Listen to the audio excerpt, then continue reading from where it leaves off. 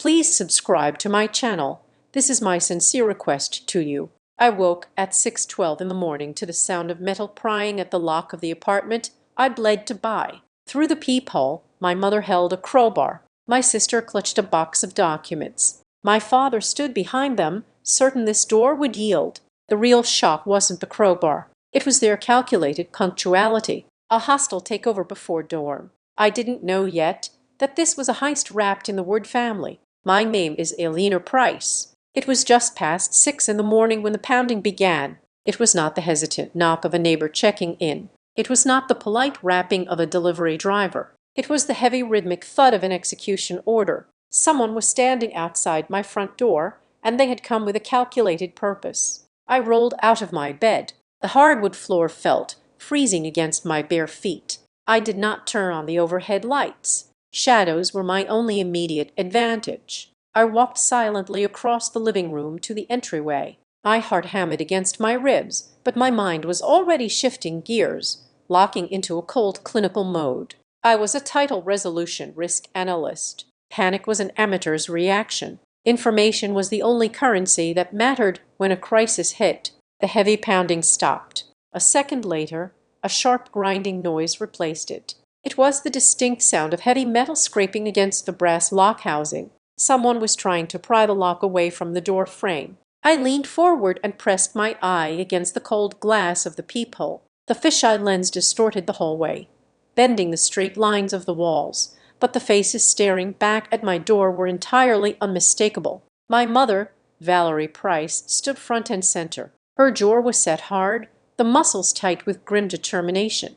In her right hand, she gripped a solid steel crowbar. She held the heavy tool, not like a weapon of desperation, but like an instrument she felt absolutely entitled to use on my property. To her left stood my sister, Sloane Price. Sloane was dressed in her signature, effortless aesthetic, looking completely out of place for a home invasion. Her arms were heavily burdened. She clutched a large cardboard box overflowing with thick file folders, loose documents, and a bright roll of orange moving labels. Lurking behind the two of them, half hidden in the artificial fluorescent light of the corridor, was my father. Rand Price hovered like a shadow, waiting for a safe moment to strike. In his hand, he tightly clutched a thick manila envelope and a small rectangular piece of white plastic. My breath caught sharply in my throat. I recognized that specific piece of plastic instantly. It was a secure access key card.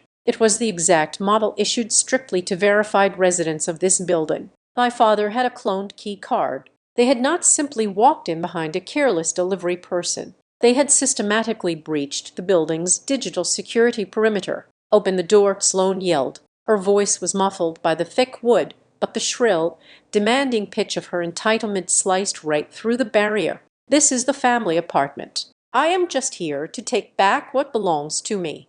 Family apartment. The two words tasted like battery acid in my mouth. I had bled for this place. I had worked 80-hour weeks for years. I had scrutinized disaster claim files until my vision blurred and my head pounded. I had saved every single penny to buy this loft in the renovated warehouse district.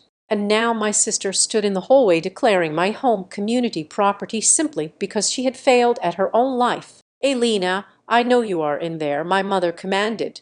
Her voice did not hold a single shred of maternal warmth. It was the voice of a warden demanding compliance. "If you do not open this door right now, we will break it down. You are being completely ridiculous." I did not speak. I reached up and ensured the heavy steel security chain was firmly seated in its metal track. Then I reached down and turned the deadbolt. The loud metallic click echoed loudly out into the hallway. The three of them paused. They thought I was surrendering. I turned the brass handle and pulled the door open exactly 3 in. The heavy steel chain snapped taut, holding the solid wooden door firmly in place. A vertical sliver of the hallway revealed them.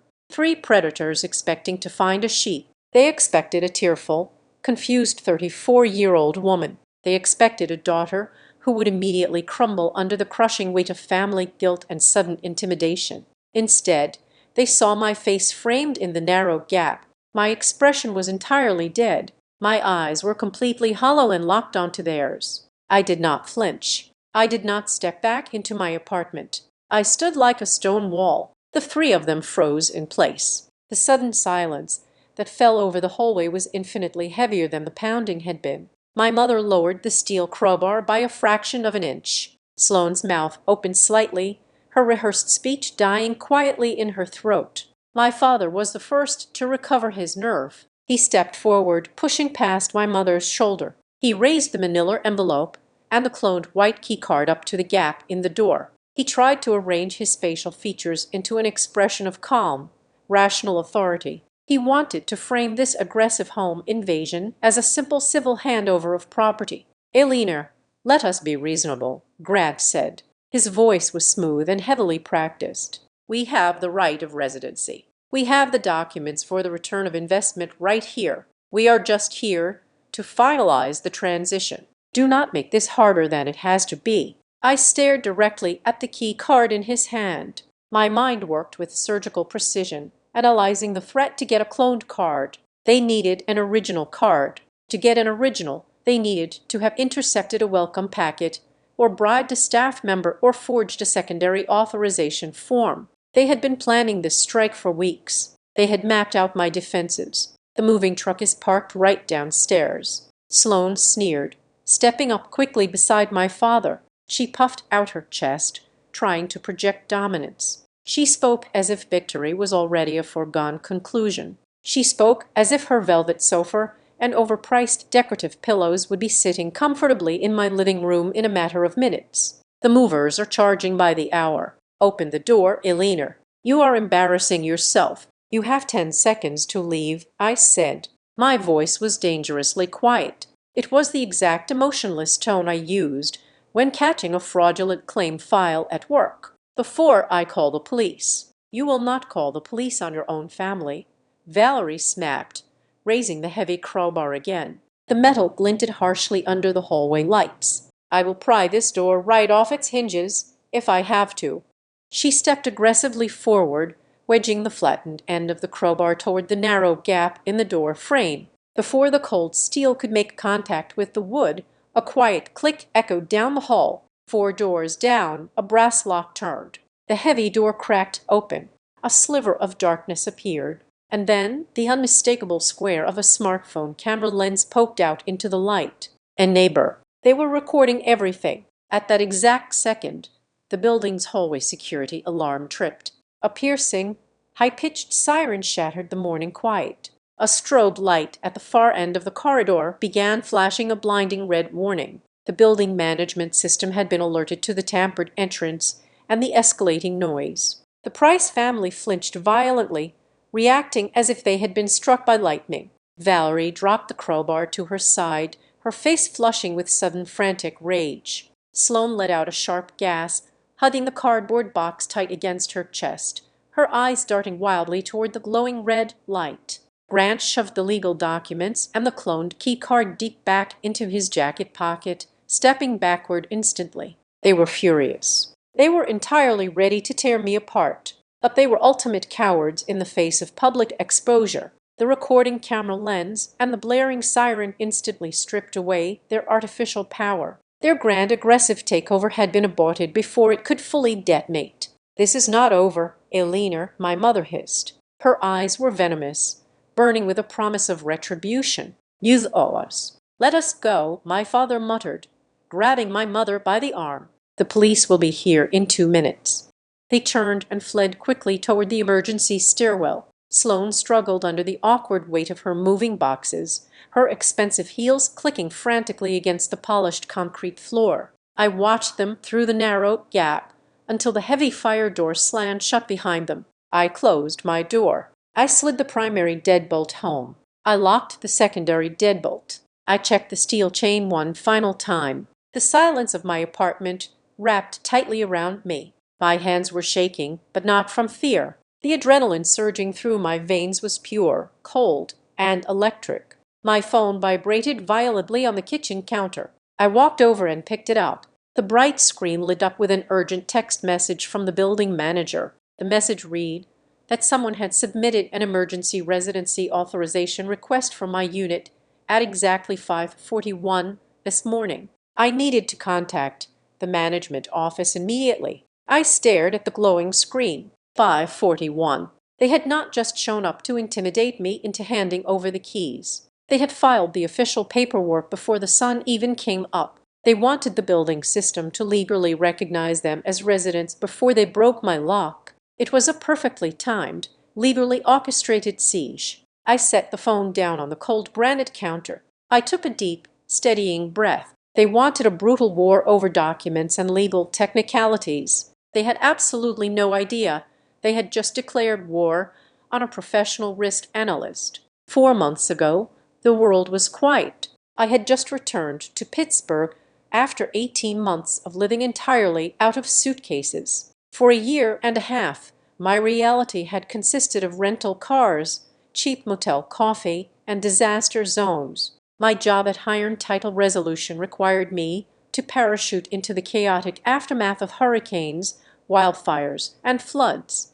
I spent my days sifting through mountains of ruined property records, untangling complex ownership disputes, and rooting out post-disaster title fraud. I was deeply, fundamentally exhausted. My bones itched with the kind of fatigue that sleep could no longer cure. I craved roads. I craved a heavy door that locked behind me, a space that belonged to absolutely no one else. That was when I found the loft. It was a sprawling open space in a renovated warehouse down by the riverfront. It had exposed red brick walls, massive industrial windows that let the morning light flood in, and heavy timber beams holding up the high ceilings. I poured every single dollar of my hazard pay, my field deployment bonuses, and my accumulated savings into the down payment. It was the first time in my life I had acquired enough capital to secure something permanent. When I announced the purchase to my family, they reacted with a sudden, overwhelming warmth that should have been my absolute first warning.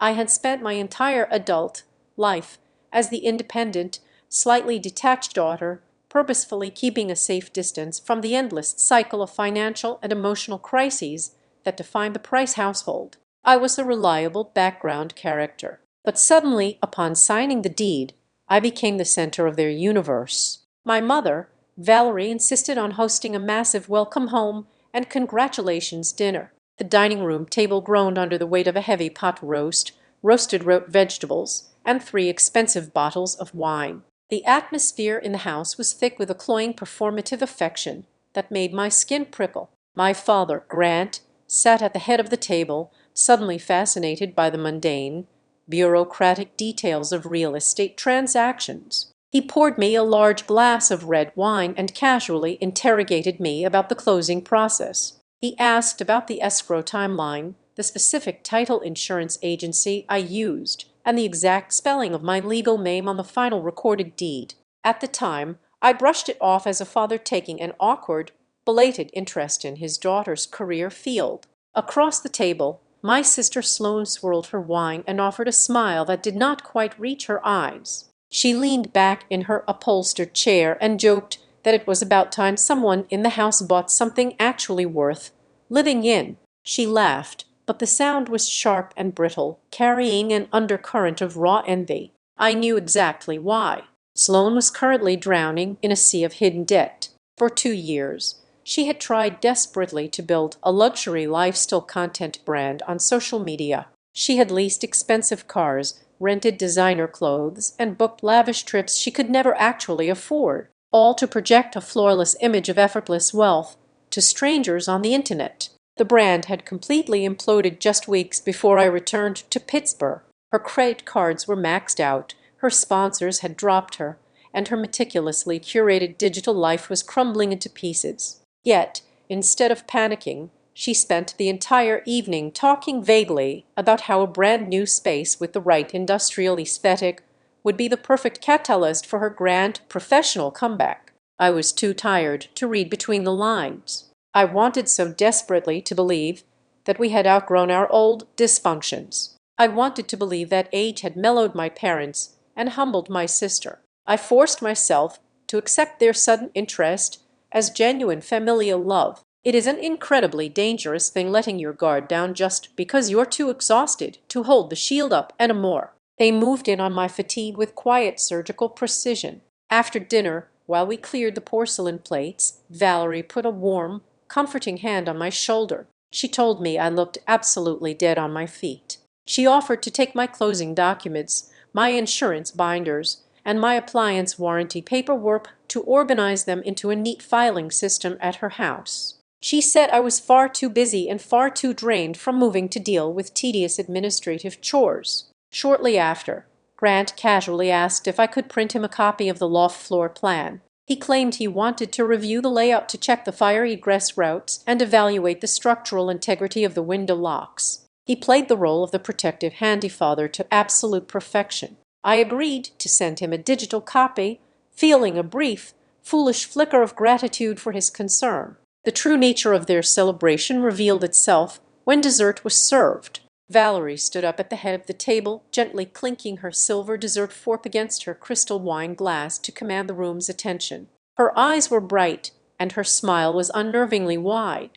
She raised her glass high and declared that this new property was a beautiful opportunity for the whole family to start over. She toasted to fresh starts, shared resources, and new horizons. As she spoke those words, a strange, silent choreography unfolded. Both Valerie and Grant suddenly shifted their gaze away from me and looked directly at Sloane. It was an instinctual, microscopic movement. But in that split second, the air in the dining room shifted heavily. They looked at my sister as if the exposed brick and the high timber ceilings already belonged to her. They looked at her as if my new address was nothing more than the pre-purchase stage set for her highly anticipated redemption arc. A cold knot tightened instantly in my stomach. The exhaustion momentarily cleared from my mind, replaced by a sharp spike of defensive clarity. I set my glass down on the table. The heavy bass hit the wood a little too hard. I looked my mother directly in the eye and corrected her. I stated very clearly and deliberately that I love them, that this apartment was strictly mine. It was my money, my name on the 30-year mortgage, and my personal sanctuary. I said it was not a family project, and it was not a shared asset. The silence that followed was suffocating. Then the gaslighting began. Valerie let out a high, dismissive laugh, waving her hand in the air as if swatting away a pesky fly. She told me I was being overly dramatic and sensitive. Grant chuckled, shaking his head, and told me to stop being so defensive and selfish about my success. They completely bulldozed over my boundary, smoothly framing my clear statement of ownership as the paranoid rambling of an overtired, ungrateful woman. They exchanged knowing, sympathetic looks with each other, silently agreeing that I was simply having a stressful week and did not actually mean what I said. I left the dinner feeling like the solid ground beneath my feet had been quietly removed and replaced with quicksand. That night I drove back to my new loft. The vast empty space felt less like a sanctuary and more like a fortress waiting to be breached. I sat down on the cold hardwood floor in the center of the living room, surrounded by unpacked brown cardboard boxes. I reached into my leather tote bag and pulled out the thick manila welcome kit provided by the building management team earlier that afternoon. The front of the heavy envelope was sealed with a thick adhesive flap. I slid my index finger under the flap to tear it open, but the paper gave way far too easily. The adhesive was weak, slightly warped, and lacked the satisfying rip of a fresh seal. It looked exactly like the tampered envelopes I inspected in fraud cases, as if it had been exposed to steam, opened, and carefully pressed back down. Frowning, I dumped the contents onto the floor. Out slid the building rule book, the fitness center waiver form, the parking garage remote, and a small translucent plastic bag meant to hold the physical backup keys to my front door. According to the printed inventory list stapled to the inside of the manila envelope, the small bag was supposed to contain 2 standard brass keys. I picked up the small plastic bag and held it up to the harsh light of the bare overhead bulb. There was only 1 key inside. I sat alone in the quiet expanse of my new home, staring at the single piece of jagged brass. The memory of my father asking for the floor plan and my mother offering to manage my paperwork suddenly felt less like familial care and more like a tactical reconnaissance mission. They had not just arrived to knock on my door this morning. They had already been standing quietly inside my life for months, meticulously mapping the layout of their theft. I did not call them out immediately. In my line of work, Confronting a fraudster before you have the entire paper trail is a rookie mistake. You do not show your hand until you hold all the cards. The very next morning, less than 24 hours after the welcome dinner, I hired an independent commercial locksmith. I paid him $350 out of my own pocket to remove the standard brass deadbolt and install a heavy-duty smart lock with a randomized numeric keypad. I did not text my parents to complain about the missing spare key. I played the role of the busy, oblivious daughter, quietly fortifying my walls while I waited to see what their next move would be. I did not have to wait long. 3 days later, the psychological warfare began in the digital space. I was at my desk on title, deep into a complex commercial property claim when my phone vibrated. It was a social media notification. Sloan had posted a photograph. In the image, she was standing on the cobblestone sidewalk, directly beneath my specific corner of the warehouse building. She wore a perfectly tailored blazer and held an artisan coffee cup, projecting the flawless image of a successful entrepreneur. It was the caption that made my stomach drop. Feeling so incredibly blessed today. My amazing sister and I are teaming up to help me start over downtown. Huge things are coming for the new studio space. Watch this journey. She had tagged the exact neighborhood and pinned the location precisely to my building. She did not outright claim she owned the property, but she deliberately weaponized the ambiguity. She crafted a public narrative that we were partners, that this was a joint venture, a beautiful family triumph. Within 2 hours, the social pressure campaign hit me like a tidal wave. My inbox and messaging apps overflowed. Aunt Martha sent a long text message praising me for finally stepping up and taking my sister, enduring her terrible financial hardships. An old college roommate messaged me saying she loved seeing siblings buy real estate together. Then came the voicemails from the women in my mother's church congregation. Their voices dripped with that highly specific passive-aggressive sweetness. They told me how Christian it was of me to share my blessings, how a good sister always provides a solid safety net. The trap was brilliantly designed. If I went online and publicly corrected Sloan, telling everyone she was a liar and had absolutely no right to my home, I would instantly become the villain. I would be the cold, selfish, corporate sister publicly humiliating a woman who was already down on her luck. The gaslighting had expanded far beyond the dining room table. They had successfully conscripted my entire social circle into enforcing their delusion. The following Tuesday, the attack shifted from social manipulation to documented legal encroachment. I retrieved my mail from the lobby lock. Nestled between a credit card offer and a grocery flyer was a crisp, heavy envelope bearing the building management's official logo. I tore it open in the elevator. It was a formal welcome letter. Dear resident, we are writing to thank you for promptly submitting the secondary occupant registration form. We have processed the background check and look forward to welcoming Sloan Price to the community on the 14th of this month.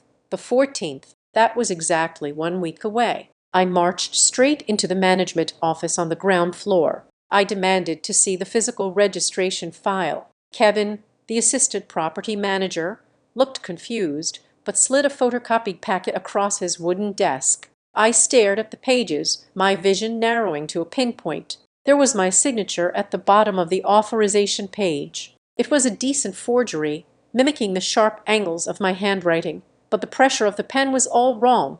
But the forged signature was not the most horrifying part of the document. At the very bottom of the second page, stamped perfectly in dark blue ink, was an official state notary seal. It carried a registration number, an expiration date, and a name, Grant Price Notary Public, my own father. He had used his statute legal authority to notarize a fraudulent contract against me. He had weaponized his professional credentials to legitimize a document I had never seen, granting my sister formal documented tenancy in my home. He was laying down a concrete legal foundation to bypass my consent entirely. I walked out of the office and immediately dialed my mother. My voice was dangerously low, vibrating with a cold fury I could barely contain. I asked her point blank what they were doing. Valerie answered with a tone of mild, patronizing exasperation. It was the exact voice one might use to soothe a toddler throwing a tantrum in a grocery store. "Oh, Eleanor, please stop making a mountain out of a molehill. It is just a simple paperwork shortcut." I told her forgery was a felony, not a shortcut. She scoffed. A sharp, dismissive sound over the phone speaker. Sloan just needed a prestigious address to secure some new vendor contracts for her brand reboot. Your father simply expedited the administrative side so she would not lose the deals. Why are you being so difficult? Every family is flexible with these little things. You are completely overreacting to a minor misunderstanding. A minor misunderstanding. She was actively rewriting reality while I was forced to live in it. At home, I was the hysterical, ungrateful daughter refusing to help her kin. Out in the world, I was the generous savior they had invented for social media points. I was being suffocated by their conflicting narratives. By Friday afternoon, the physical invasion manifested. I stepped off the elevator on my floor and stopped dead in my tracks. Stacked neatly against the brick wall right beside my front door were 4 large, heavy commercial shipping boxes. I walked closer and read the shipping labels. They were addressed to Sloan Price, utilizing my exact apartment number. The return addresses belonged to high-end textile manufacturers and imported lighting distributors. She was not just sending personal mail here. She was legally establishing my apartment as the commercial headquarters for her business. As a title analyst, I knew exactly what this meant. If she received business inventory here, if her corporate mail arrived here, removing her would eventually require formal eviction proceedings. She was building a paper trail of residency so thick that the local police would eventually declare it a civil matter and refused to intervene. But the absolute climax of their quiet siege arrived on Monday morning. I was reviewing a complicated property deed at work when my personal email chimed.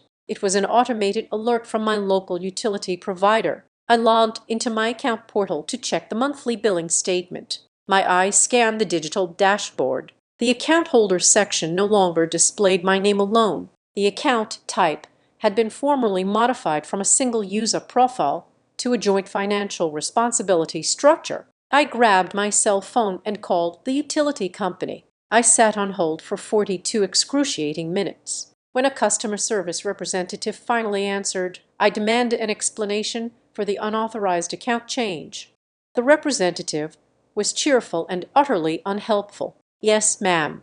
I see the update right here. We received the digital authorization form to activate the shared billing mode yesterday afternoon. The form was authorized utilizing your verified electronic signature profile. Your sister, Sloan Price, is now an equal authorized co-buyer on the account." I hung up the phone and stared blankly at my computer monitor. The office around me faded away into a dull hum. They did not just want a spare key. They did not just want a temporary place for Sloan to crash while she rebuilt her shattered life. By attaching her name to the utility bills through digital identity theft, my family was fundamentally altering the legal structure of my household. They were tethering her financially to the property, creating a documented history of joint fiscal responsibility. They were wrapping their fingers tightly around my life, slowly and methodically choking out my sole ownership, all without ever stepping foot inside my living room. I hung up the phone with the utility company and did not scream. I did not throw my cell phone against the exposed brick wall. I did not call my mother to demand a tearful explanation. Nor did I drive over to their house to confront my father. Emotion is a massive liability when you are dealing with systemic, calculated fraud. I closed my eyes, took one long, ragged breath, and forcefully compartmentalized the betrayal. When I opened my eyes a moment later, I was no longer a disappointed daughter or an exhausted sister. I was a senior risk analyst, and a hostile entity was actively attempting to compromise my primary asset. I walked over to the kitchen island and opened my encrypted work laptop. I bypassed the standard desktop and created a new highly secure master directory on my solid-state drive. I titled it simply Evidence Archive. I began dragging and dropping every single piece of digital documentation I possessed into that folder.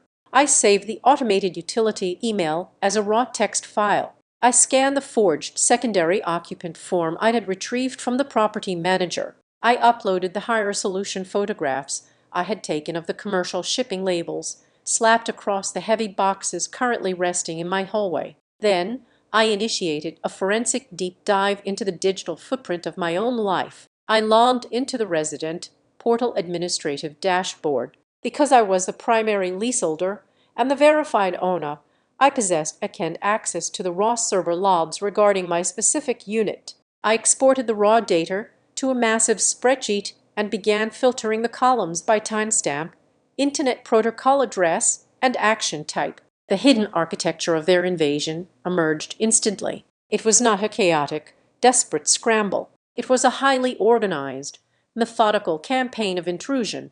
I found a successful login recorded at 2:14 in the morning on a Tuesday. I traced the internet protocol address. It originated directly from the residential broadband network registered to my parents' suburban house. I found another login at 11:45 at night on a Thursday. During that specific session, the user had downloaded the building's guest access policies, the strict rules for commercial deliveries, and the exact legal specifications required for altering a leased structure. Furthermore, I discovered a hidden mail forwarding rule buried deep in the settings. Someone had programmed the system to automatically intercept and digitally forward any correspondence containing the words title, insurance, or D to a secondary anonymous email address. They were systematically studying the architecture of the buildings, bureaucracy to map out the weakest points in my perimeter. Staring at the glowing screen, a chilling fragmented memory surfaced from the depths of my intense field deployment days.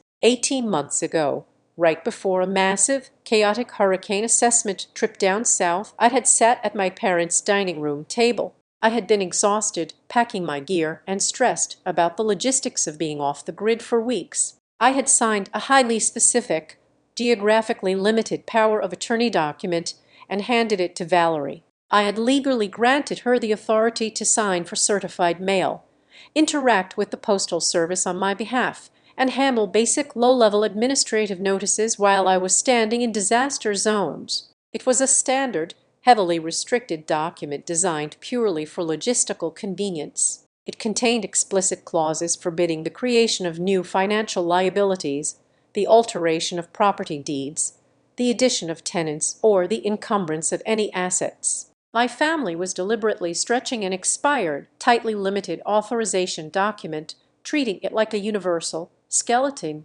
key to pick the locks of my entirely separate adult life. My cell phone vibrated sharply on the granite counter, shattering the heavy silence of the apartment. The caller identification displayed a familiar name, Dahlia Knox. She was a senior title examiner over at Lanton Escrow, a highly respected rival firm located across town. We had crossed paths on a massive multi-state commercial fraud case 3 years prior, bonding over our shared obsession with airtight paperwork. I answered the call. Her voice was hushed, carrying the distinct echoing tone of someone speaking quietly from an empty, secure conference room. She skipped the pleasantries entirely. She told me she was looking at a digital file that had just crossed her desk for a preliminary review, and my specific parcel number was flagged on it. She said she felt professionally and morally obligated to give me a quiet warning. Someone had recently submitted a formal exploratory inquiry to Lanton Escrow regarding a correction of ownership interest on my exact property address. I felt the blood drain entirely from my face. I asked her to read the exact specific language of the inquiry out loud. Dahlia recited the text word for word. The submitter was asking the escrow officers about the legal mechanism required for filing a family contribution reimbursement addendum against the existing property title. The air in my lungs turned to ice. As a title analyst, I knew precisely what that meant. A family contribution reimbursement was a highly specialized, deeply insidious legal maneuver. If a party successfully filed and recorded that document with the county clerk, it would formally acknowledge that external family members had provided substantial capital for the purchase, maintenance, or renovation of the property in question. It was the absolute first critical step in establishing a formal, equitable interest claim. I finally understood the terrifying scope of their plan. They did not just want to park Sloan in my spare bedroom so she could film aesthetic videos for her failing brand. They were actively testing the legal plumbing of the county record system to see if they could successfully inject their names onto the physical recorded deed. They were trying to manufacture a retroactive, legally binding financial stake in my home. If they succeeded, they would create a massive cloud on my title. I would never be able to sell the loft, refinance the mortgage, or leverage the equity without their explicit notarized permission. They were transforming my sole property into a legally disputable family asset. I thanked Dahlia, hung up the phone, and immediately shifted from surveillance to total lockdown mode. I contacted the 3 major national credit bureaus. I initiated a hard permanent freeze on my Social Security number, instantly blocking any new lines of credit, background checks, or identity verifications. I submitted an urgent, expedited request to the county recorder office for a comprehensive title activity chain report, demanding an immediate alert for any unrecorded liens, pending addendums, or unauthorized inquiries attached to my specific parcel. I then pulled up the forged property management forms on my screen and overlaid the signature vectors with my own authentic, verified digital signatures. The pressure points were wrong. The stroke velocity was entirely off, and the curve angles of the letters were hesitant. I took high-resolution screenshots of the discrepancies and logged them straight into the evidence directory. Every single lie, every forged stroke of the pen, was a piece of ammunition I was quietly stockpiling. The sun was beginning to set, casting long, dark, distorted shadows across my hardwood floors. I was just finishing the final security audit on my primary checking account when a new urgent notification pinged loudly on my laptop screen. It was an automated high-priority alert from the primary mortgage lender holding the note on my loft. The subject line was written in bold, unforgiving red text. It read that an application had been received for a home equity line of credit. I clicked the secure link. My heart deadened to the initial shock, operating solely on cold adrenaline. Someone had successfully bypassed the initial identity verification filters, likely utilizing my stolen personal data and the heavily manipulated power of attorney document. They had initiated a formal application to borrow a massive sum of money against the equity I had already built in the apartment. But the absolute most devastating detail was buried on page 4 of the application summary, hidden quietly under the disbursement instructions. The intended recipient for the massive cash withdrawal was not a personal checking account. The designated beneficiary was a registered limited liability company. It was the exact specific corporate entity Sloan had registered for her failed bankrupt Lifestyle brand. They were not just trying to steal the physical space. They were actively attempting to drain the financial lifeblood out of my home to fund her spectacular delusion. I met Dahlia Knox at a dimly lit corner booth in a quiet speakeasy downtown, exactly 3 blocks from the higher title offices. The air inside smelled of bitter orange peel and expensive bourbon. She did not bother with a menu. She slid a thin manila folder across the polished mahogany table. Inside were printed copies of the anomalies she had flagged during her shift at Lanton Escrow. Dahlia took a slow sip of her drink and looked me dead in the eye. She explained that amateurs try to forge one massive document, panic, and inevitably get caught. My family was not playing an amateur game. They were executing a sophisticated multi-pronged siege. They were aggressively testing multiple structural weaknesses in my legal perimeter. If I successfully blocked one path, they had 2 more alternative routes already in motion. She held up 3 fingers, counting off their attack vectors. Prong 1 was the physical occupation, establishing formal tenancy through forged management forms and the convergence of Sloan's commercial mail to create a legally binding residential footprint. Prong 2 was the social engineering, with Valerie controlling the narrative so completely that our entire community would turn against me if I dared to fight back. Prong 3 was the financial strike, the home equity line of credit designed to bleed the property dry and encumber the title before I even realized the veins had been cut. I opened my work laptop right there in the leather booth. I needed to connect the digital fingerprints immediately. I pulled up the raw header data from the home equity loan application alert I had received earlier in the day. I ran a standard trace on the originating Internet protocol address. It did not bounce back to my parents' residential suburban house this time. The the geographic tag pinned it to a commercial industrial park on the absolute edge of the city limits. It was the exact street address of my father's old automotive repair shop. My mind locked onto a seemingly throwaway comment Grant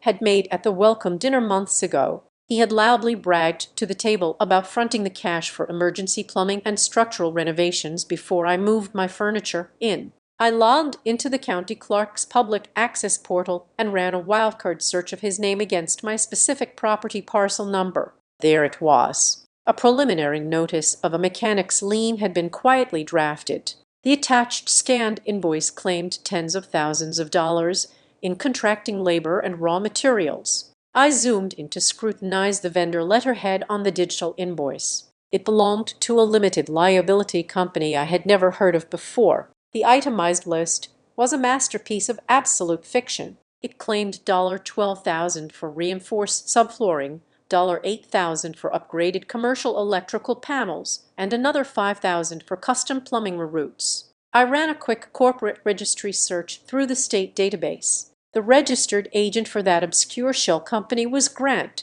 He had not hired any contractors. He had not paid for a single piece of copper wire. He had generated a fraudulent invoice from his own ghost corporation, billing my property for phantom renovations to manufacture a documented financial interest in the loft. Meanwhile, the psychological manipulation was evolving into documented financial fiction. While I was sitting across from Dahlia, my phone buzzed heavily with a forwarded text message from a sympathetic cousin. The message was a massive dramatic paragraph written by Valerie circulated to the entire extended family network. In it, my mother explicitly claimed she had generously advanced the entire down payment for my loft straight out of her own retirement savings. She was actively painting my hard-earned financial independence as her own charitable achievement, framing me as an ungrateful, unstable child trying to steal the family nest egg. I felt a cold, calculated rage settled deep into my chest.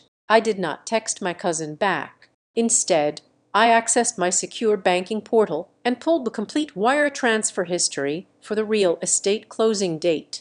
Every single cent of that down payment was forensically traceable. I highlighted the incoming deposits. Half of the capital came directly from my high-earned title payroll account, composed entirely of my base salary and hazard pay from field deployments. The other half came from the legal liquidation of a municipal bond I had cashed out 2 months prior to the closing. Staring at the digital record of that specific bond, a strange discrepancy finally caught my attention. I remembered how fiercely Valerie had guarded my physical documents over the years. She had kept that specific certificate locked inside a heavy steel firebox in her bedroom closet. She only surrendered it to me 5 years ago because high-earned title required original financial disclosures for my federal security clearance. She had handed it over with a tight, resentful smile, telling me I was casually cashing out her decades of hard work. But as I clicked into the original maturity documents I had requested from the broker,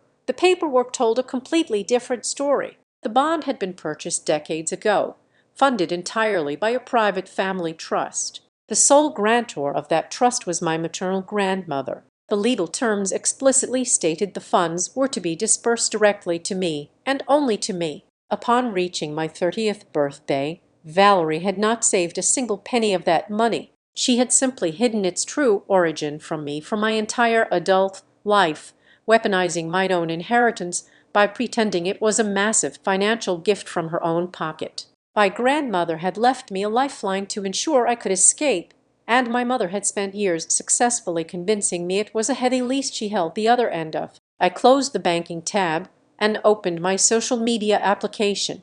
I needed to see exactly how far Sloan had taken the charade. Her business page was a masterclass in aggressive manifestation and consumer fraud. She had posted 3 new video teasers in the last 4 hours. She filmed tight, ambiguous shots of the exposed brick and the high industrial windows, carefully avoiding any wide angles that would reveal my personal furniture. The captions were escalating dangerously. She was no longer just talking about starting over. She was actively mobilizing external capital. She proudly announced a grand opening date for her new premium content studio, tagging high-end local photographers and promising her remaining skeptical investors that this new flagship location would resurrect her brand. But the most damning evidence was in the comments section. I saw replies from local small business owners confirming they had already wired non-refundable deposits of $500 each to secure early access to the studio space. She was running a massive financial scam and utilizing my physical address as the bait. Dahlia leaned across the small table, tapping a perfectly manicured fingernail against the dark wood to pull my focus back to the present moment.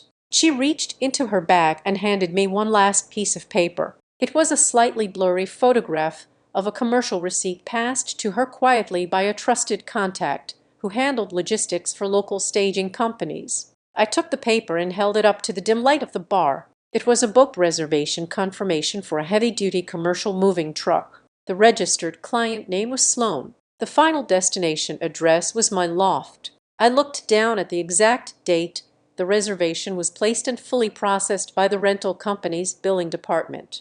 It was booked exactly 14 days before the morning they showed up in my hallway with the steel crowbar. The realization hit me with the precise, staggering force of a physical blow. They had not come to my door that early morning to negotiate an arrangement. They had not come to have a difficult family conversation or to aggressively beg for a temporary favor. The social media posts, the forged notary stamps, the ghost renovation invoices, and the fraudulent loan applications were all part of a synchronized, meticulously planned timeline. They had scheduled the moving truck 2 full weeks in advance. They had marked the exact day and the exact hour they intended to execute the hostile takeover. Every single criminal action was premeditated, calculated, and signed in ink long before my mother ever picked up that steel tool. I folded the commercial receipt in half and placed it carefully into my leather bag. I thanked Dahlia, paid the bar tab, and walked out into the cool,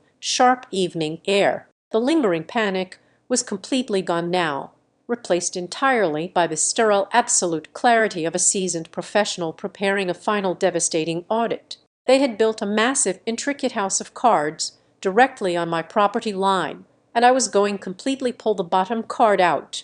I did not immediately drop the hammer. In the high-stakes world of asset recovery, premature confrontation is a fatal error. If you corner a desperate animal without understanding exactly what it is running from, it will bite right through the bone. I needed to know the exact depth of the abyss my family was falling into. To systematically dismantle their siege, I had to quantify their desperation. I utilized the public county property tax portal during my lunch break. I pulled the assessment and payment history for the 4-bedroom suburban house I grew up in. The screen loaded, populating rows of bright red delinquent notices. My father had not paid the property taxes in 3 years. He was hiding a massive compounding tax lien. Worse, a catastrophic balloon payment on a secondary mortgage he had secretly taken out was due in exactly 45 days. The suburban house was not just underwater. It was actively sinking toward imminent foreclosure. I pivoted my search to the county civil court records. I entered Valerie's name. It took less than 2 minutes to find the judgments. She was drowning under the crushing weight of maxed-out retail credit cards and aggressively finalized medical collection accounts. For years, she had meticulously curated an image of comfortable middle-class stability, attending church luncheons and hosting holiday dinners, while quietly suffocating under a mountain of hidden debt. She had always spun a subtle narrative that I was the cold, distant daughter who owed the family my success. Now I understood the architecture of her guilt trips. She was not just protecting my sister. She was grooming me to be the financial savior when their house of cards inevitably collapsed. The pieces snapped together with terrifying clarity. The loft was never meant to simply serve as a temporary aesthetic background for Sloan to shoot her social media videos. It was a fully realized escape hatch. It was a lifebook designed to carry all 3 of them when the bank finally arrived to padlock their front door. They intended to move in, physically occupy my space, and use the fraudulent home equity line of credit to pay off their suburban debts. They were trying to hollow out my life, to construct a shelter for their own failures. Sloan was the immediate catalyst, the desperate vanguard of their invasion. I dug deeper into the digital footprint of her newly announced premium content studio. I bypassed her public posts and found the booking portal she had linked in a hidden business directory. She had formally accepted non-refundable security deposits from two high-profile local clients. The contracts promised full exclusive access to the loft for a week-long brand shoot scheduled to begin early next month. She had sold thousands of dollars of air, banking entirely on the assumption that they would have successfully evicted me or broken my will by then. The theoretical threat became physical precisely at 5:15 that evening. I walked out of the heavy glass doors of the high-end Title Resolution building and headed toward the employee parking garage. The evening air was crisp and biting. As I approached my sedan, a shadow detached itself from the concrete pillar near my bumper. Grant stepped directly into my path, effectively blocking me from reaching my driver's side door. His face was flushed, the skin around his eyes tight with suppressed panic and rising anger. He did not look like the confident patriarch who had casually asked for my floor plans months ago. He looked like a cornered man running out of time. He did not offer a greeting. He lunged forward, thrusting a thick, crumpled stack of printed invoices into my personal space. His voice was a low, aggressive growl that echoed off the concrete walls of the parking structure. He told me he had put real sweat and heavy labor into my property. He claimed he had spent his own hard-earned cash making sure the loft was safe and functional. He demanded that I stop being ungrateful and legally acknowledge his equitable share of the real estate. I stood perfectly still, letting his anger wash over me like a cold wave. I did not flinch. I did not raise my voice. I simply reached out and took the crumpled stack of papers from his shaking hand. I flipped through the pages. They were more fabricated mechanic liens and padded hardware store receipts. But right in the middle of the stack, a single legitimate yellow carbon copy invoice caught my eye. I stopped breathing for a fraction of a second. It was an invoice from a commercial locksmith supply warehouse. It detailed the purchase of a Heiss deadbolt cylinder, the exact model that had been originally installed on my loft door before I changed it. I looked at the printed transaction date at the top right corner of the yellow paper. The purchase was dated 9 days before I had even sat down at the title company to sign the final closing documents. My father had quietly purchased and prepared replacement lock hardware for a property I did not even legally own yet. In his blind rage to prove his financial contribution, he had just handed me the absolute smoking gun. He had unintentionally provided documented physical proof that his plan to control the access to my home was premeditated long before the ink was ever dry on my deed. I folded the yellow invoice neatly, slid it into my blazer pocket, and handed the rest of the crumpled garbage back to him. I looked him dead in the eye, told him to step away from my vehicle, and pressed the unlock button on my key fob. He was too stunned by my absolute lack of emotional reaction to stop me. I got in, locked the doors, and drove out of the garage, leaving him standing alone in the dim fluorescent light. The next morning, I officially brought down the thunder. I walked into the downtown offices of Jonah Mercer, a ruthless real estate litigator I had worked with on a dozen corporate fraud cases. He did not ask me how I felt. He asked me for the evidence directory. I handed him the encrypted drive. Within 2 hours, Jonah was dispatching aggressive, legally binding data preservation demands across the city. He fired official spoliation letters to the secondary mortgage lender, legally commanding them to freeze and retain every single byte of data related to the fraudulent home equity application. He sent a formal demand to the building management office, explicitly ordering them to secure all server logs, forged registration forms, and digital communication records. He subpoenaed the county notary commission, demanding the official physical logbook belonging to Grant Price. He was locking down the battlefield, ensuring my family could not burn the paper trail before the judge saw it. The pressure was escalating to a breaking point, stretching tight like a piano wire, ready to snap. I returned to my loft that evening, double-checking the heavy-duty smart lock before stepping inside. As I set my keys on the counter, my phone vibrated with a direct message notification. It was from the neighbor down the hall, the same woman who had cracked her door open with a camera during the morning assault. The message was brief. It simply said she had been reviewing her personal doorbell camera archives after the incident and thought I needed to see this immediately. Attached was a compressed video file. I tapped the screen to play it. The footage was grainy, shot in the low light of the hallway night mode. The timestamp in the lower corner read 2:11 in the morning. The date was exactly 3 weeks prior to the morning my mother showed up with the crowbar. The video showed the hallway outside my door. It was completely silent. Then a figure stepped into the frame. It was Grant.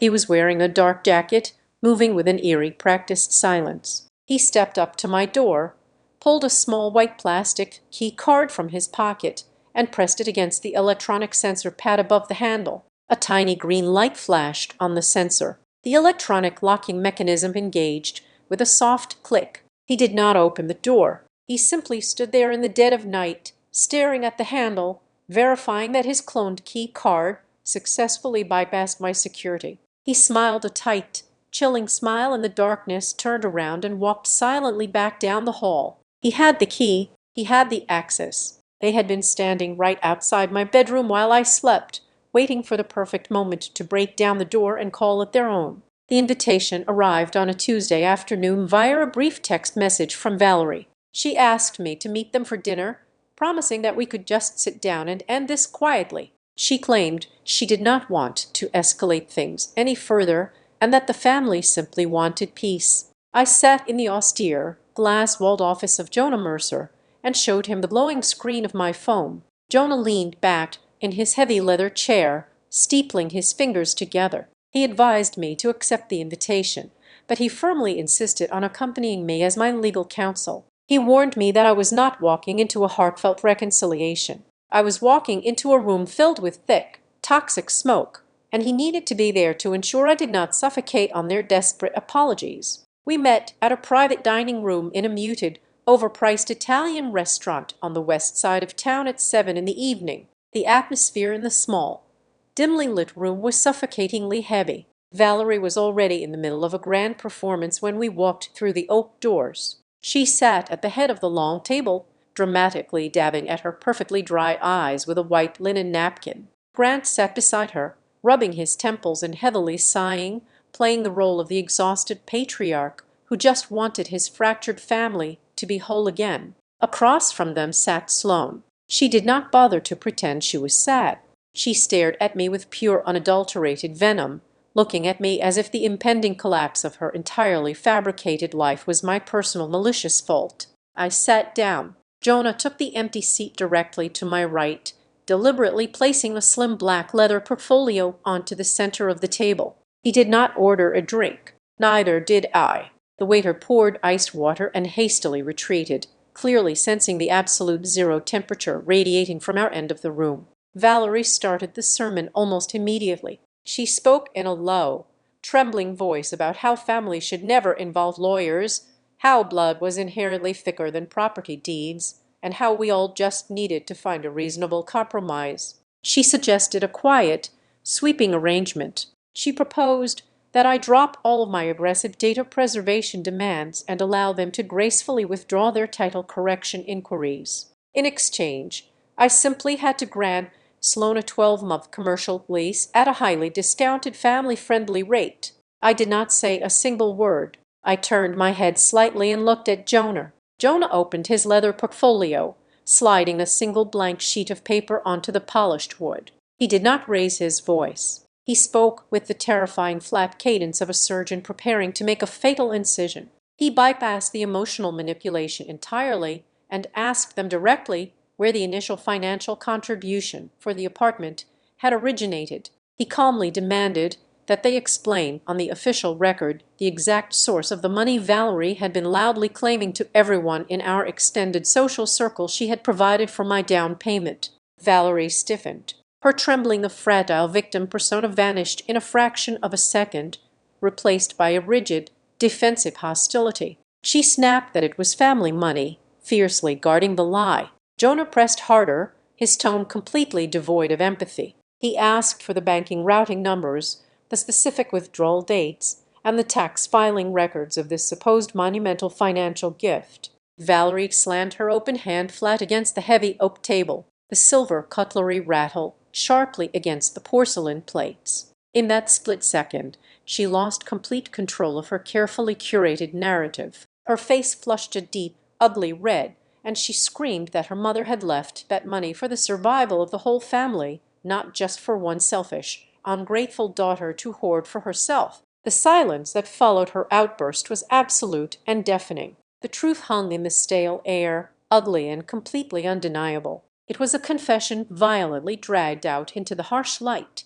When my grandmother passed away 10 years ago, Valerie had acted as the sole executive of the estate. I had always been told there was nothing left but old furniture and a few sentimental trinkets. But Valerie had deliberately hidden a handwritten letter and a specific high-yield municipal bond account that was legally designated entirely in my name. She had stolen my inheritance the moment the earth settled over the grave. She had buried the paperwork, kept the secret, and then spent the next decade slowly trying to figure out how to drain it, all while successfully convincing me that I owed her an unpayable debt for every single scrap of success I achieved. Grant did not look ashamed of his wife. He leaned forward, aggressively, defending the historical theft. He stated bluntly that the money should have been liquidated and used to save their house from foreclosure years ago. He argued with terrifying sincerity that it was fundamentally wrong for hundreds of thousands of dollars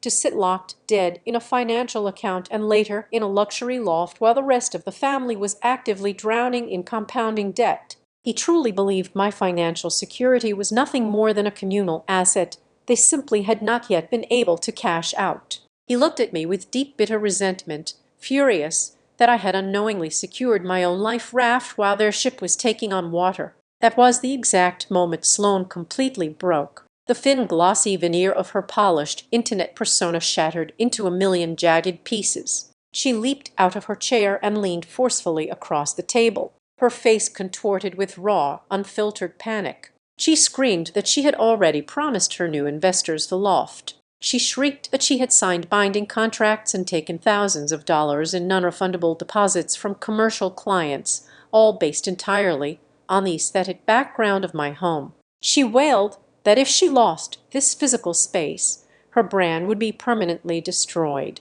She would be sued for massive corporate fraud, and every single layer of her supposed success would instantly evaporate. She demanded that I hand over the keys right then and there to save her from the devastating legal consequences of her own spectacular lines. I sat perfectly still in my chair, absorbing the sheer magnitude of their collective delusion. For the absolute first time in my 34 years of life, I saw the complete, horrifying architecture of the heist. It was a perfect toxic storm. It was my mother's boundless entitlement and historical theft. It was my father's crushing secret financial ruin. It was my sister's frantic, desperate panic to maintain a fake reputation. All of their massive individual failures had intersected perfectly at one specific coordinate on the map. My name, my property.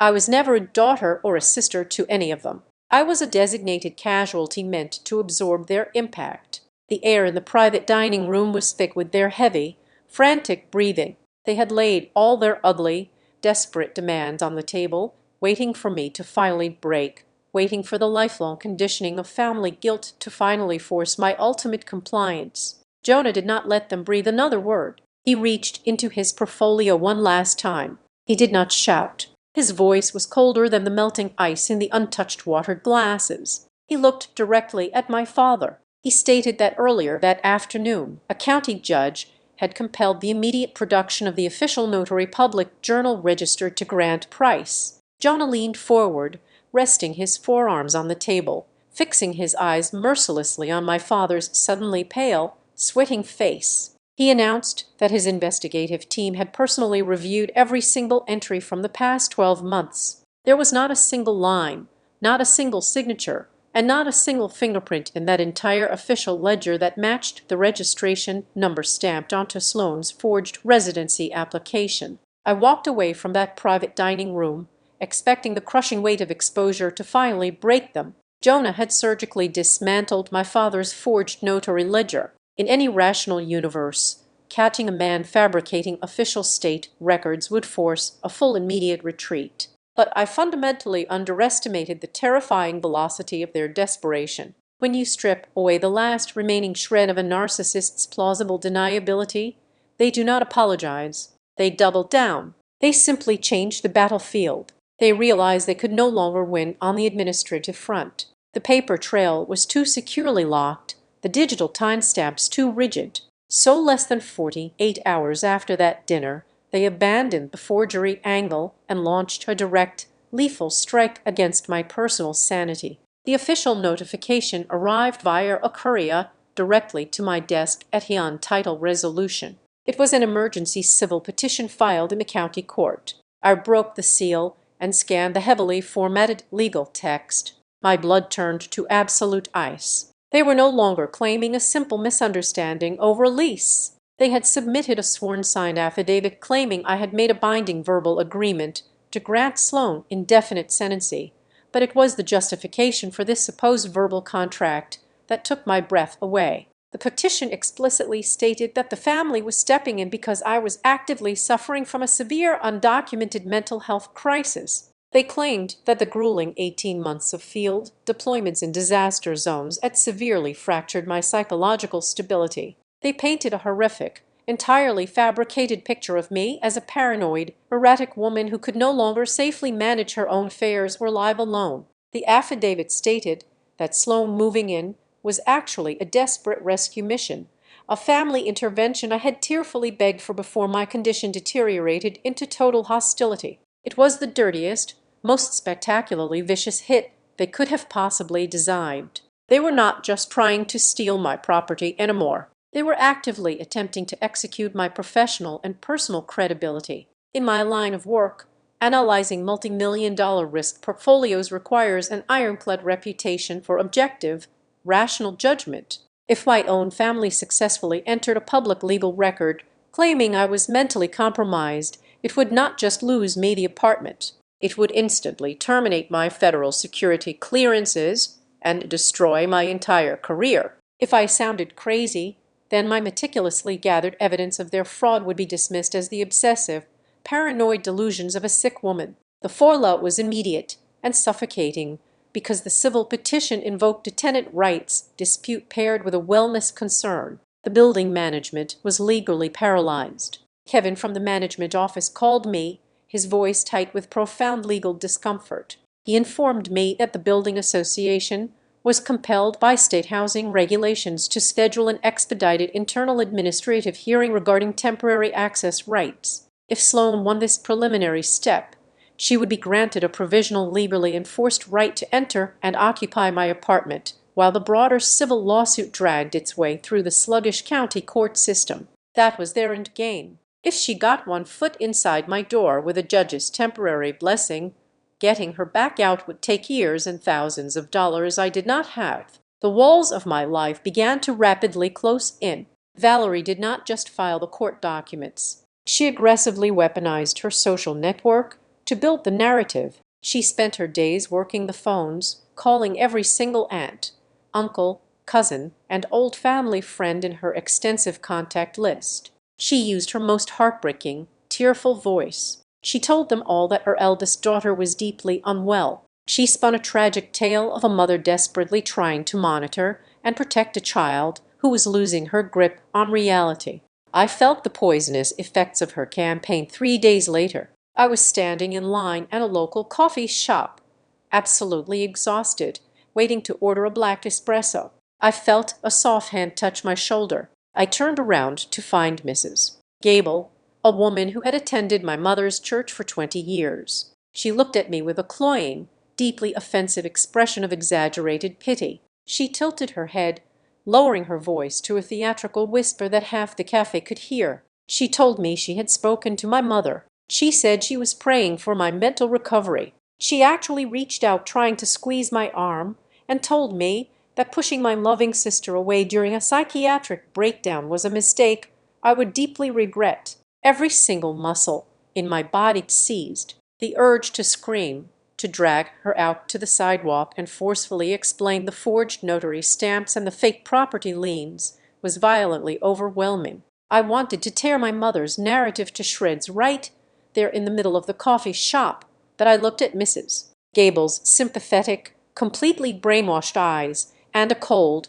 brutal realization washed over me. Valerie had already won the social war. There was absolutely no amount of logic, no stack of documents, and no rational explanation that could instantly undo a weeping mother's lie. If I reacted with the anger I genuinely felt, I would only visually confirm their exact story. I would look exactly like the unstable, aggressive woman Valerie claimed I was. I stepped back, completely removing my arm from her grasp. I did not smile. I did not defend myself. I simply told her to have a pleasant morning, turned my back, collected my coffee, and walked out into the freezing wind. It was an incredibly painful choice, severing my fundamental human need to be understood by my community. I had to let them all believe I was broken. I had to let my mother play the martyr. I intentionally locked away my pride and poured every single ounce of my remaining life force directly into the counteroffensive file. Social vindication meant absolutely nothing if I lost the roof over my head. I needed a legal slaughter, not a public apology. Behind the scenes, my chosen allies were operating with terrifying efficiency. Dahlia Knox bypassed the standard bureaucratic delays at the county recorder's office. She leveraged every professional favor she had accumulated over a decade in the title industry to pull a fully certified, deeply authenticated chain of title for my parcel. She secured the hard copies heavily stamped with the official state seals, proving unequivocally that no other human being had ever possessed a fractional claim to the deed. Meanwhile, Jonah Mercer was ruthlessly cornering the secondary mortgage lender. He successfully legally compelled the bank's fraud department to release the exact internal digital timestamps of the home equity application. The data log proof the loan was initiated from my father's commercial garage internet protocol address precisely at a time when my work badge scans proved I was physically locked inside the house title secure server room across town. It was an airtight, indisputable alibi against their financial forgery. Downstairs in my building, Kevin, despite his hands being tied by the upcoming administrative hearing, did the one critical thing I needed. He quietly archived the raw, unedited master file of the security camera footage from the morning they attacked my door. He preserved the high-definition video of my mother wielding the heavy steel crowbar and my father clutching the cloned access card, ensuring the digital file could not be mysteriously corrupted or automatically deleted by the server's 30-day overwrite protocol. We were building an impenetrable fortress of hard data while my family continued to happily construct their castle of emotional lies. I was sitting at my kitchen island at 9:00 on a Thursday night reviewing Jonah's hearing strategy when the heavy intercom buzzer on my wall suddenly screamed. I walked over and pressed the audio button. The nighttime security guard's voice crackled through the cheap speaker.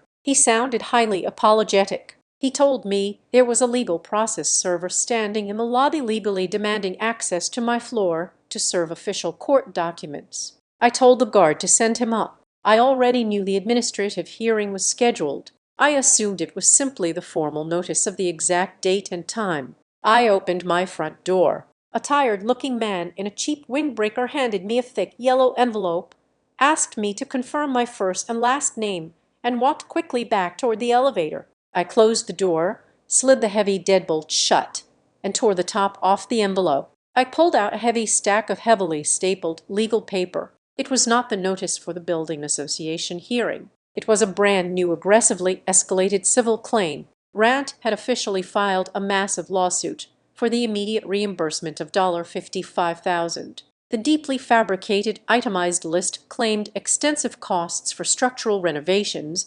emergency plumbing labor, and general family contracting services. But the final paragraph was the true lethal poison. The lawsuit formally petitioned the county court to place an immediate encumbering mechanics lien directly against the title of my apartment until the fabricated debt was paid in full. They were legally attaching their fake numbers to my real asset. It was a calculated, devastating move to completely freeze my property, rendering it entirely unsellable and untransferable while they battered down my doors. The seat was no longer just outside in the hallway. It had officially wrapped its heavy chains completely around the foundation of my home. A text message arrived on my phone exactly at 6:00 in the evening on the night before the administrative hearing. It was from Valerie. The tone of the message was abruptly different from the aggressive, frantic social media campaign she had been waging for weeks. She named a high-end, dimly lit cocktail lounge located in the lobby of a boutique hotel downtown.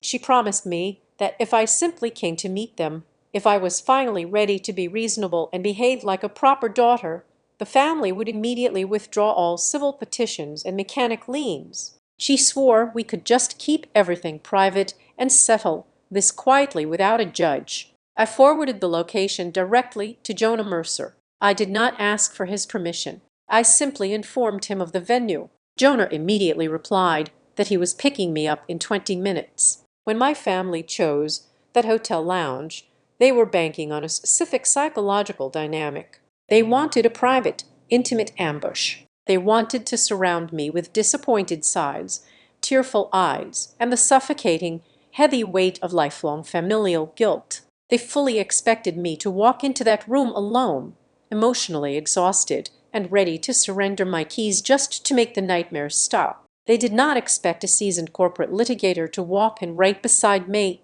We found them sitting in a semicircular leather booth tucked into the darkest corner of the lounge. The ambient noise of clinking martini glasses and soft jazz music masked the sheer tension radiating from their table. Valerie had dressed down, wearing a simple cardigan, explicitly playing the role of the heartbroken, weary mother. Brad sat stiffly, nursing a bourbon. Sloane was aggressively tapping her manicured nails against the glass table, her eyes darting nervously toward the entrance. When Jonah slid into the leather booth directly next to me, placing his sleek black briefcase onto the table, the psychological advantage they thought they possessed instantly evaporated. Valerie's jaw tightened.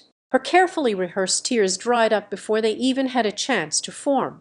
Brad sat up straighter, his posture shifting from paternal disappointment to cornered hostility. My father did not waste time pretending this was a loving reconciliation. He reached into the inner breast pocket of his suit jacket and pulled out 2 sheets of cheap standard printer paper. He slid the stapled pages across the smooth glass table toward me. It was a typed, unnotarized settlement agreement. I looked down at the words. The sheer, breathtaking audacity of their demands was printed in plain black ink. The contract stipulated that Sloane would be granted immediate, unrestricted commercial usage of the eastern half of my loft to operate her content studio. It demanded that Valerie receive permanent, unrestricted access to my secondary bedroom for designated family storage. Finally, it outlined a strict, non-negotiable monthly payment plan where I would directly reimburse Grant for the $55,000 of entirely fabricated family investment costs he claimed to have spent on my property.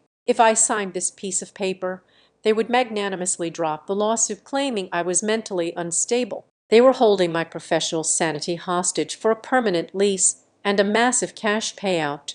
I did not touch the paper. I simply stared at it. The heavy silence stretched on too long for Sloane. Her polished, aesthetic internet persona completely fractured under the weight of the quiet rejection. She leaned forcefully across the glass table, her face twisting into an ugly mask of pure, unfiltered panic. She completely lost her cover. She shrieked, keeping her voice just low enough to avoid alerting the bartender that she absolutely needed the keys by tomorrow morning.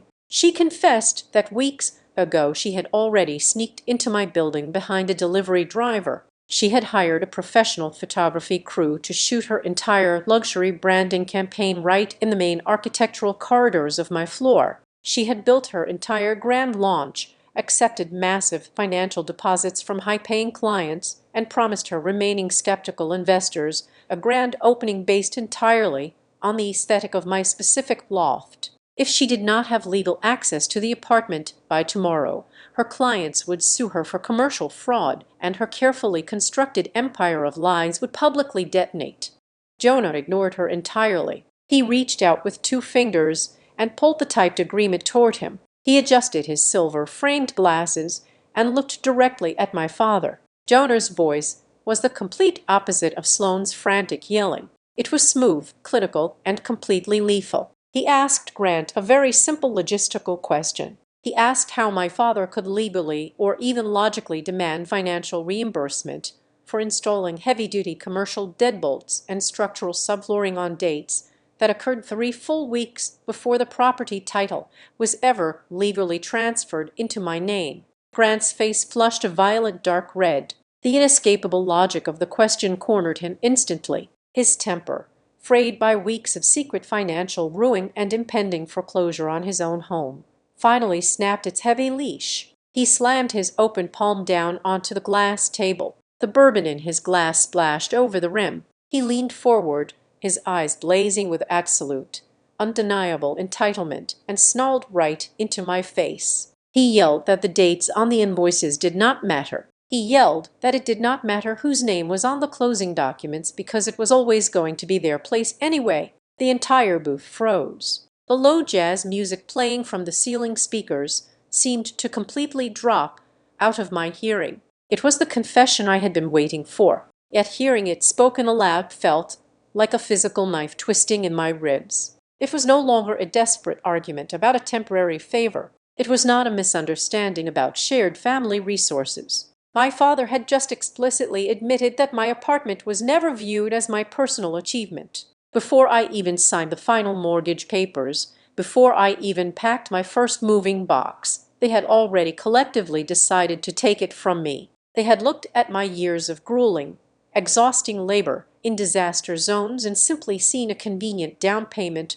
for their own salvation. Valerie gasped sharply, her hands flying up to cover her mouth. She realized instantly what her husband had just done. She frantically tried to do immediate damage control, stammering that Grant was just exhausted, that he was using a poor figure of speech, that his words were being twisted by my aggressive lawyer. Jonah did not let her finish her sentence. He calmly snapped his black briefcase shut. He did not raise his voice, but the absolute authority in his tone silenced her immediately. He informed them, speaking as if he were reading a weather report, that there would be no settlement signed tonight. He calmly stated that by 9:00 tomorrow morning at the administrative hearing, he was officially executing sweeping legal subpoenas. He promised to force the immediate production of Grant's physical notary journals, the encrypted building access logs, proving the nighttime keycard testing, the exact Internet protocol data from the fraudulent mortgage application,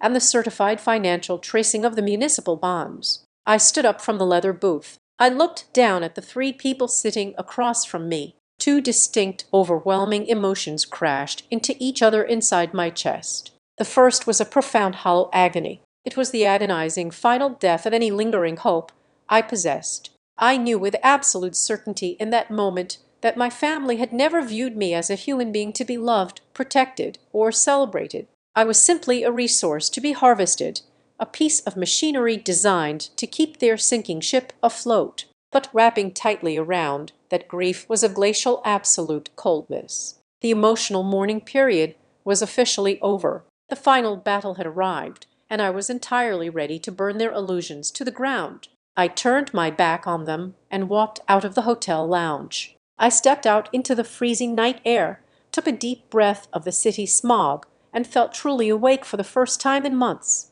I did not sleep a single minute that night. I sat on my sofa in the dark, watching the headlights of cars passing over the distant river bridge.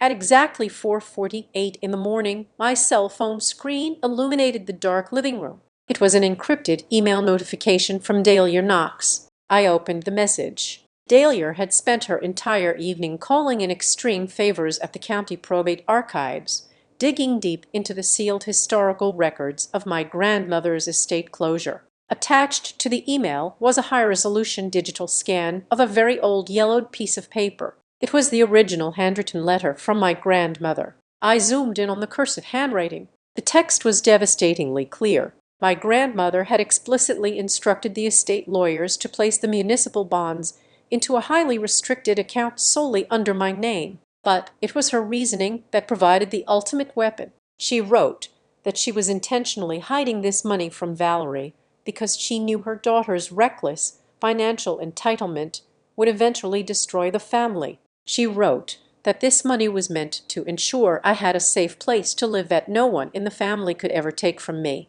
It was the final lethal piece of ammunition. The letter completely obliterated Valerie's decade-long lie about generously providing the family money for my down payment.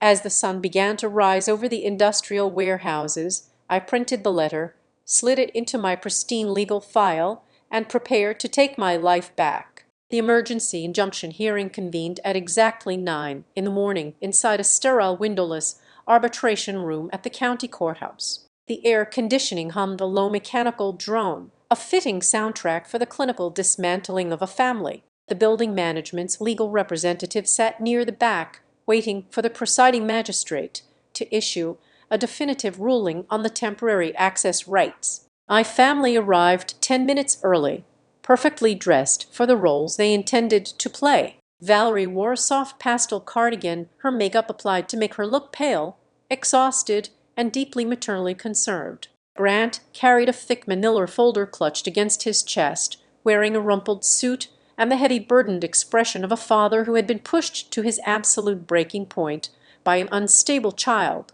Sloane sat between them, her head bowed, producing a single, perfectly timed tear every few minutes. They were fully prepared to flood the room with emotion, hoping the heavy tide of family drama would completely wash away the rigid structure of logic and law. They did not understand that my lawyer Jonah Mercer did not deal in emotions. He dealt exclusively in timelines. When the magistrate called the session to order and asked for opening statements regarding the civil petition for temporary residency, Jonah did not even look at my parents. He stood up, buttoned his suit jacket, and walked over to the presentation monitor. He did not tell a sad story. He displayed a highly organized color-coded spreadsheet. Jonah began with the absolute origin of the capital. He projected my house titled payroll records, highlighting the extensive hazard pay bonuses earned during 18 months of disaster zone deployments. He showed the exact wire transfer records from my personal bank account directly to the escrow company. He displayed the final recorded deed. Then he overlaid their actions onto that same timeline. He showed the magistrate the exact date my father purchased the commercial lock hardware, which was 3 full weeks before my closing date. He showed the timestamp of the forged secondary residency application filed at exactly 5:41 in the morning on the day they attacked my door. He showed the date the fraudulent home equity line of credit was initiated from Grant's commercial garage. The magistrate, a stern woman with sharp eyes, stopped taking notes and stared intently at the screen. The suffocating cloud of Valerie's maternal concern began to instantly evaporate under the harsh, blinding light of hard data to solidify the financial perimeter. Jonah called his first expert witness. Dahlia Knox walked into the arbitration room radiating absolute professional authority. Acting as an independent title examiner, she legally swore under oath that there were 0 co-owners listed on the property, 0 recorded family contributions, and that the recent correction of interest requests submitted by my family had been officially flagged by her firm as a highly abnormal, unauthorized inquiry. She testified that the entire structure of their financial claim was an aggressive fiction. Valerie let out a soft theatrical gasp, covering her mouth with her hands as if she were deeply wounded by these terrible lies. Jonah ignored her performance entirely and called the building manager to the stand. Kevin did not speak much. He simply submitted a certified encrypted flash drive directly to the magistrate. The screen flickered, and the nighttime security footage from the hallway began to play. The entire room watched in absolute silence as the digital timestamp read 2:11 in the morning. They watched my father creep up to my door in the dead of night and successfully test a cloned unauthorized access card. Immediately following that clip, the morning video played. It clearly showed Valerie aggressively wielding a heavy steel crowbar and Sloane standing impatiently with a box of commercial moving labels. Jonah paused the video right on my mother's furious face. He turned to the magistrate and stated that people executing a welfare check on a mentally unstable relative do not bring industrial prying tools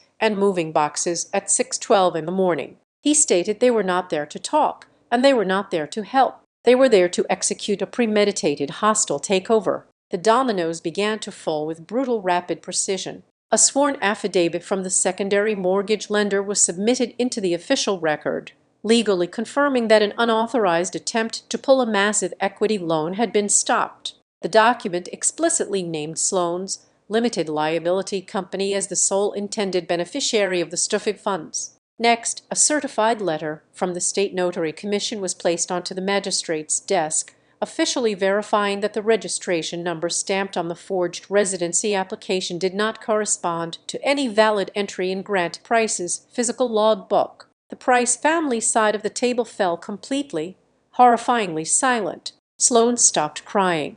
Her face turned a sickly shade of white. Grant's hands began to shake violently where they rested on his manila folder. They were completely boxed in, surrounded on all sides by their own documented felonies. But Jonah was not finished. He saved the absolute kill shot for the very end. He pulled a clear plastic evidence sleeve from his briefcase and gently laid it on the projector. It was the yellowed handwritten letter from my grandmother. He read the final paragraph aloud, his voice echoing off the sterile walls. He read the exact words my grandmother had written decades ago, specifying that the municipal bonds were entirely mine, hidden specifically from Valerie to ensure I would have a place that no one in this family could ever take away from me. Valerie physically collapsed. She slumped forward onto the wooden table, burying her face in her arms, letting out a genuine ugly sob.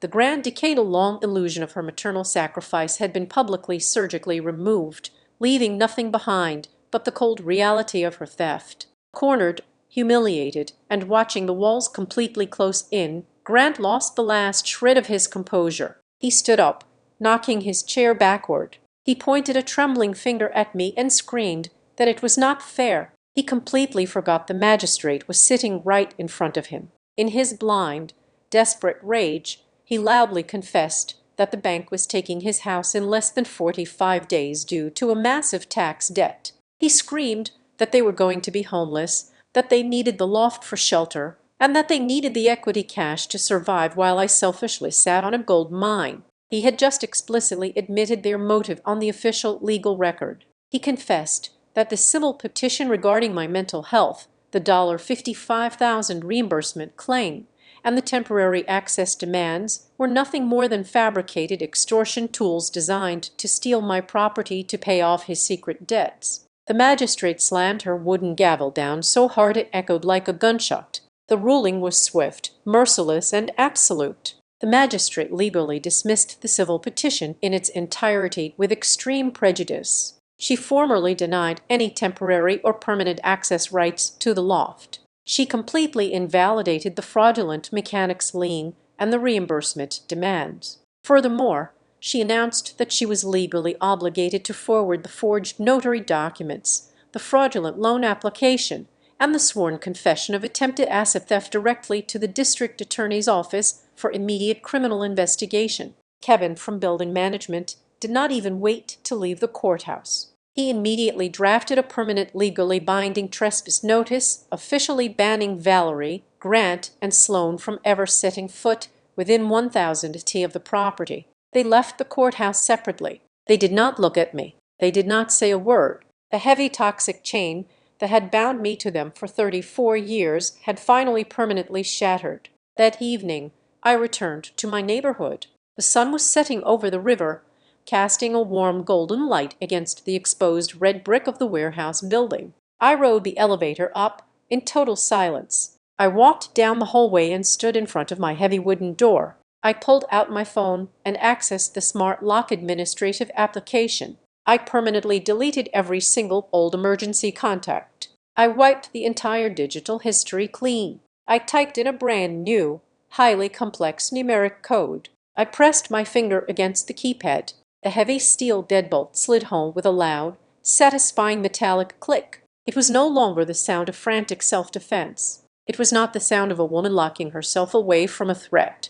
It was the crisp, undeniable sound of a life that finally, completely, and legally stood on its own name. Thank you so much for listening to my story today. I would love to know where you are tuning in from. So, please drop your city or country in the comments below so we can interact and share our thoughts together. Please remember to subscribe to the Azad Revenge Stories channel, like this video, and support me even more by pressing the hype button so that the story in this video can be heard by many more people around the world. Thanks to all.